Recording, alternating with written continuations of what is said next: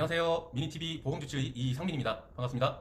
2020년 3월 25일부터 스풀존 사고를 어음이 처벌하는 민식이법이 시행된 지 10여일 만에 법 개정을 청원하는 청와대 국민청원글이 무려 32만을 넘었습니다. 청원글의 내용은 음주운전과 같은 고의적인 사고와 규정속도를 지켰음에도 불구하고 어쩔 수 없이 발생한 사고를 동일선상에서 처벌하는 것은 적절치 않다는 내용입니다. 예를 들어 속도를 줄인 채 어린이 보호구역을 주행 중인 자동차가 있습니다.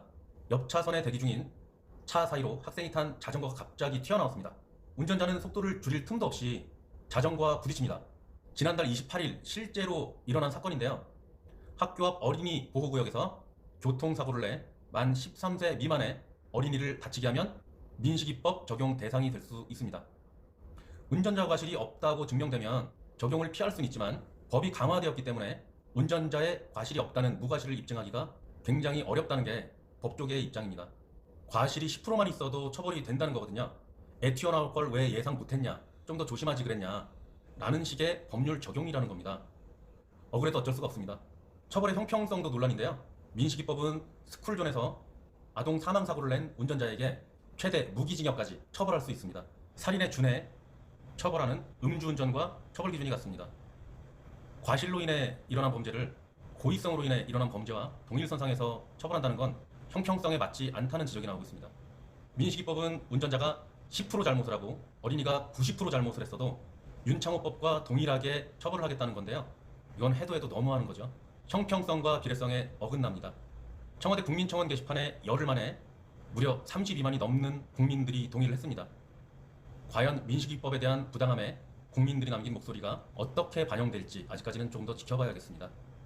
자, 이런 억울한 경우를 당하는 건 어쩔 수 없다고 가정을 하고요. 이번에는 내가 가입하고 있는 보험을 한번 살펴봐야 되겠는데요. 현재까지 가입하고 있던 보험에서는 이렇게 사고가 났을 때 사람에게 보상하는 대인 보상의 경우 2천만 원까지 보상을 했었으나 4월부터는 3천만 원까지 보장 내용이 늘어났습니다. 그 외 형사 합의금도 3천에서 1억으로, 기존에는 없었던 대물 보상도 500만 원으로 변경되었고요. 타인만 보상을 하던 부분도 본인도 추가적으로 보장이 되고요. 또 운전 중 사고만 보상이 됐던 부분도 이제는 일상생활도 보상이 되는 식으로 보장이 확대되었습니다. 그런데 가만히 살펴보면 보험이라는 게 보장 내용이 바뀌면서 보험을 추가로 가입하거나 혹은 다시 가입했던 시기가 종종 있는데요. 그럼 이럴 때마다 보험을 새로 가입해야 돼? 라고 하실 텐데요. 대답은 네, 다시 가입하셔야 됩니다. 보장이 안 되는 보험을 가지고 있어봐야 돈만 내고 일이 벌어지면 보장도 제대로 받지 못할 테니까요. 요즘에 보험 트렌드를 살펴보면 지금 당장 보장을 제대로 받고 저렴하게 가입하기 위해서 갱신형으로도 많이 가입을 하고 계시고요. 해지 환급금이 애초에 조금 있거나 아니면 없는 형태의 저해지 환급형 또는 무해지 환급형도 많이 가입을 하고 계십니다.